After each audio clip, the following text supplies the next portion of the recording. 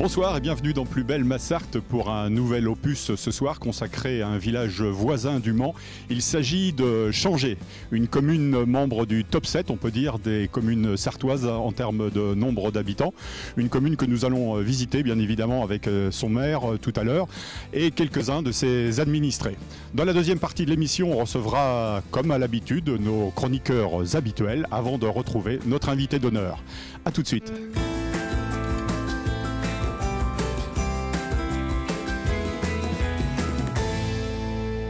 Voilà, on retrouve Yves-Marie Hervé. Monsieur le maire, il y a plus de, ou presque 7000 habitants. Oui, le dernier recensement nous mettait aux alentours de 6800 habitants, mais compte tenu des dernières livraisons de logements, je pense qu'on est plus proche des 7000. Notre volonté, c'est de porter un projet de développement mesuré et maîtrisé. Changé, c'est un bourg aux portes du Mans, c'est quelque chose qui respire au milieu d'espaces verts. Et notre volonté, c'est de garder cette nature de village. On dit souvent que Changé, c'est une ville au cœur de village, et donc on veut rester dans cette dynamique, ne pas grandir trop ni trop vite. Et c'est aussi une commune qui reste connectée, on va dire, à un centre urbain qui est Le Mans, tout proche.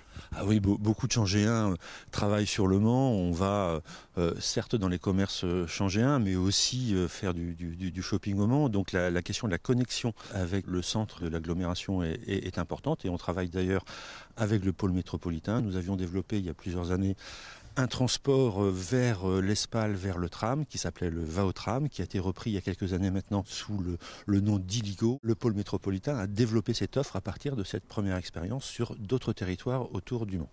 Alors ça, monsieur le maire, c'est une de vos réalisations, on va dire, avec votre équipe. Justement, c'est votre premier mandat en tant que maire. Est-ce qu'on peut parler de ressenti, justement, un petit peu de retour d'expérience ? J'ai la chance d'être entouré par des élus qui étaient pour plusieurs d'entre eux présents depuis 1 ou 2 mandats, donc ils savent comment fonctionne la collectivité, mais ça a été aussi l'occasion de donner une nouvelle impulsion, une nouvelle orientation avec des sujets comme le développement de la commune, on en parlait tout à l'heure, la question de l'écologie, de l'environnement, du développement durable. On a un projet c'est même plus un projet d'ailleurs, parce que c'est commencé il y a quelques semaines, de reconfigurer la coulée verte, cet espace vert central au cœur de la commune, qui était trop souvent juste un espace de passage, et on veut en faire un espace où les Changéens viennent, vivent, se divertissent. Donc avec de la plantation, on va faire plus de 300 plantations, dont 200 arbres. On va remettre du mobilier urbain, on va rénover celui qui est en place. On va créer un théâtre de verdure, un kiosque. On va remettre un espace sportif avec un terrain de 3x3. Refaire de ce poumon vert le parc central de Changé. Je parle souvent en plaisantant de Central Park chez nous. L'idée, c'est Changé est entouré de vert, et Changé a aussi le cœur au vert. Parlez-nous un petit peu du monde associatif, du monde sportif aussi sur Changé. Alors oui, vous le savez, on a un sportif olympique, para-olympique, Frédéric Cataneo, donc la commune l'a soutenu. On a développé toute une démarche en tant que commune terre de jeu autour des JO. On a fait la course des 2024 mètres avant les JO. C'était une course ludique et familiale où il y avait beaucoup de monde. Et on va le refaire d'ailleurs cette année. Alors, ça sera maintenant les 2025 mètres. Le monde associatif, le club de foot, le basket, le ping-pong, la danse, le judo avec nos amis de Parigné. Il y a une foultitude d'associations qui donnent cette richesse culturelle et puis aussi qui travaillent sur le lien social. Et je veux saluer les bénévoles de ce monde associatif qui vraiment font vivre la commune. Un mot aussi, mais qui est important, on a parlé de la culture, vous venez de parler du sport, sur l'aspect médical aussi, parce que ça c'est quelque chose d'important pour tous vos concitoyens. Ah oui, la démographie médicale est une vraie préoccupation à changer comme ailleurs en Sarthe et je pense dans de nombreuses régions de France. Nous avions à une époque 4 médecins, nous étions descendus à 2 médecins généralistes. Nous avions beaucoup travaillé, nous avons rénové et agrandi notre pôle santé municipal. Nous avons réussi à faire venir un nouveau médecin qui s'est maintenant installé de manière durable. Et donc nous sommes à 3 médecins, nous avons plusieurs professions médicales, nous avons une équipe médicale et paramédicale qui travaille vraiment main dans la main et ils nous accompagnent dans cette démarche de recherche de nouveaux professionnels. On a fait une vidéo avec eux qui a été portée par Naïma Amran-Henriette, l'adjointe à la démographie médicale.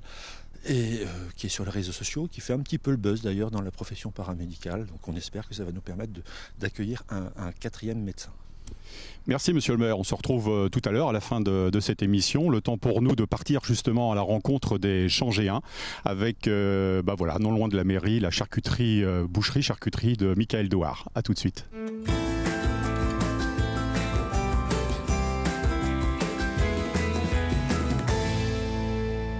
On va vous mettre l'eau à la bouche puisque nous sommes ici dans la boutique à Changé du maître artisan boucher, charcutier et traiteur de Michael Douard, qui est un Changéen pur jus. Bonjour. Bonjour.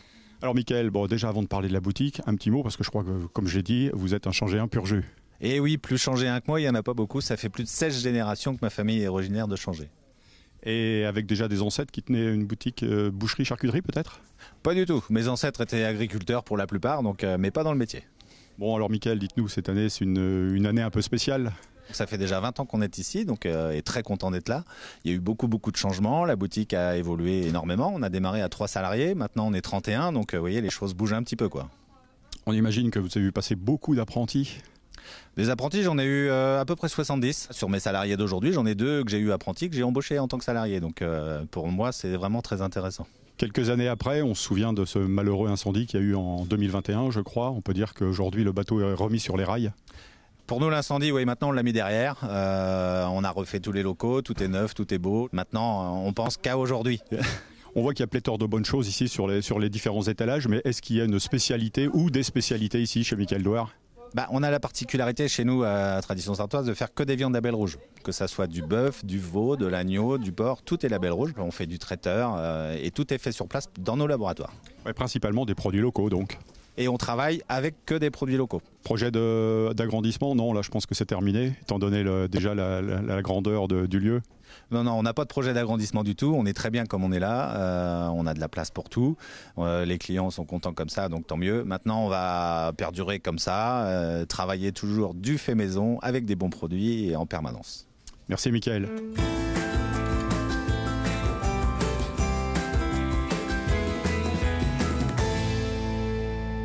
On le sait, Changé est un endroit très bucolique, mais là, ce qu'on va vous présenter, c'est quelque chose d'assez particulier, justement, puisqu'on va dire que c'est unique en Sarthe, avec Gilles Junier, qui est justement le président de l'association des Amis du Bonsaï. Bonjour Gilles. Oui, bonjour. Alors présentez-nous un petit peu cette association atypique, la seule en Sarthe, je crois. Nous sommes une quarantaine d'adhérents. Historiquement, c'est les Chinois qui ont commencé à faire du bonsaï. Bonsaï, ça veut dire arbre dans un pot.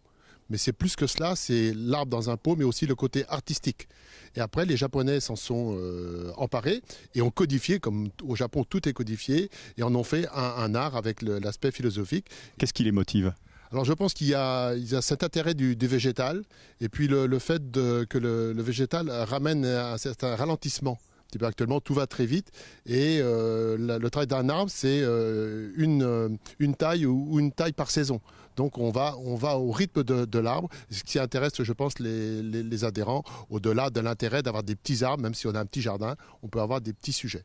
Alors il y a différents types de bonsaï, différents types d'arbres. Combien de variétés possibles ? Est-ce que vous savez, est-ce que ça a été recensé ?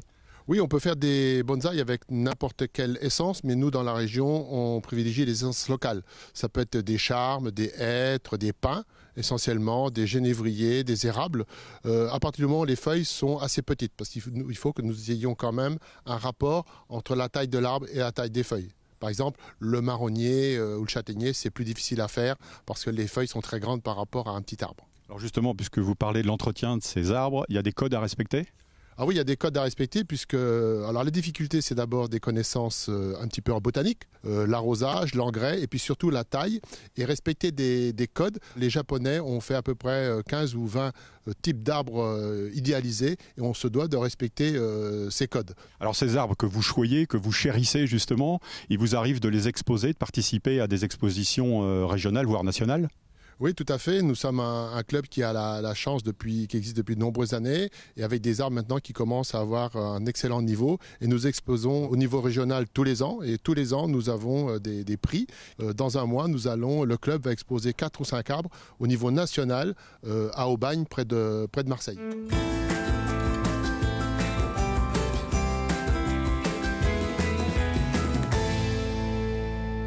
On va parler sport bien évidemment maintenant à Changé puisque c'est une commune multidisciplinaire avec du tennis notamment et un champion, son champion en fauteuil, notre ami Frédéric Cataneo. Bonjour Frédéric.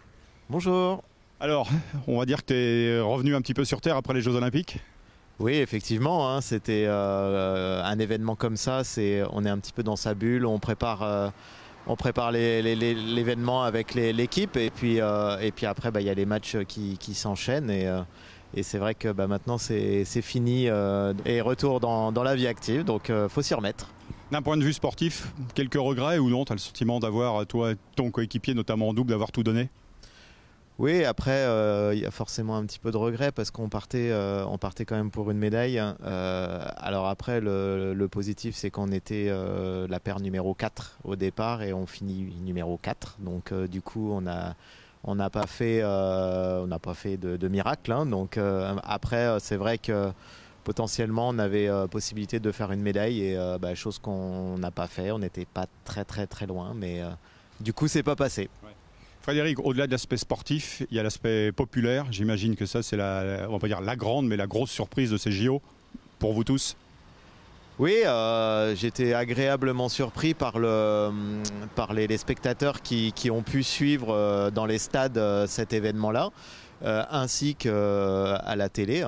Voilà. Après, moi, j'ai fait mon premier tour de simple sur le Philippe Chatrier où il y avait 16 000 personnes. C'est quelque chose d'inédit pour moi et c'était tout simplement extraordinaire d'avoir une ambiance comme ça et un intérêt pour les différentes disciplines paralympiques.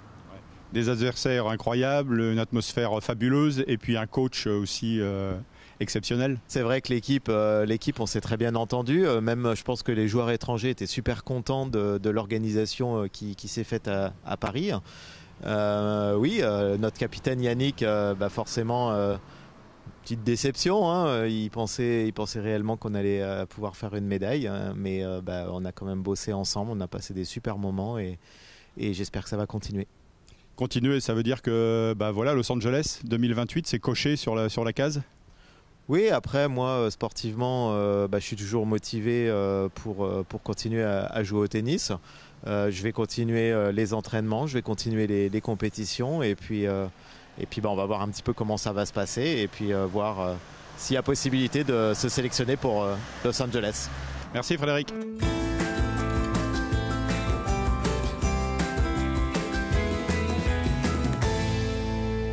On a parlé de sport, on a parlé de culture, on va parler maintenant de patrimoine. Nous sommes ici au Lavoir de Changé avec sa présidente Annie Leroy, les Amis du Lavoir. Bonjour, est-ce que vous pouvez nous présenter votre association? Eh bien, notre association est une petite association qui est là pour défendre le patrimoine qui reste sur Changé. Il n'y a plus grand-chose. Et notre objectif premier, c'est de sauver ce petit lavoir et de lui remettre une couverte. Alors la couverte, c'est bien évidemment une couverture, une toiture.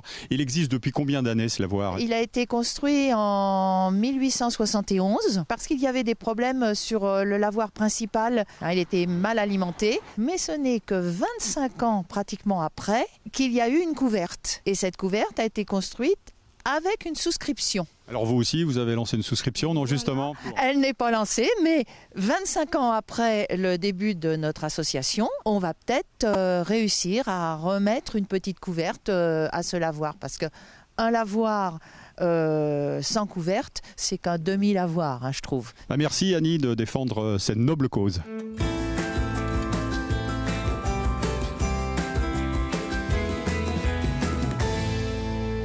Voilà, on retrouve Monsieur le maire ici sur la place de l'église Saint-Martin qui est actuellement en cours de rénovation. Monsieur le maire, on va aborder pour conclure cette émission un dernier sujet qui vous tient particulièrement à cœur, c'est le développement durable. Oui, c'était quelque chose qui est au cœur de notre projet municipal. Je vous ai parlé tout à l'heure de la coulée verte, mais il y a aussi tout le travail sur l'isolation de nos bâtiments municipaux avec un gouffre énergétique qui était le bâtiment du centre socio-culturel François Rabelais. Et donc on engage en début d'année la rénovation thermique. Il y a plus d'1 500 000 € qui est mis sur la table pour faire qu'on puisse y travailler, y vivre et puis bénéficier de super spectacles dans des conditions thermiques acceptables et avec des économies budgétaires pour la commune. Un dernier mot sur l'avenir de la commune et le lotissement de la Prairie. Oui, l'avenir de la commune, c'est, je vous le disais tout à l'heure, un développement maîtrisé, mesuré. Nous avons engagé un lotissement municipal, le lotissement de la Prairie, que celles et ceux qui veulent bénéficier de cette super vie à changer n'hésitent pas à venir nous voir. Ils pourront construire leur vie à changer. Et puis au-delà de ça, on porte, avec nos amis de Paris-Lévesque au sein de la communauté de communes du Sud-Est Manceau, une réflexion sur la vision à long terme, la vision à 15-20 ans de nos deux centres-bourgs. Comment faire pour que la vie reste au cœur du bourg, que le commerce reste au bourg, que l'on travaille sur les mobilités, l'aménagement, et puis aussi que les personnes âgées puissent rester vivre dans les centres-bourgs. Donc cette réflexion est en cours. J'invite tous les habitants à y participer parce que, comme tous nos projets, on les mène de manière participative, on écoute, on fait parler et on va vers les habitants. C'est une ligne très très forte de notre mandat. Merci Monsieur le maire.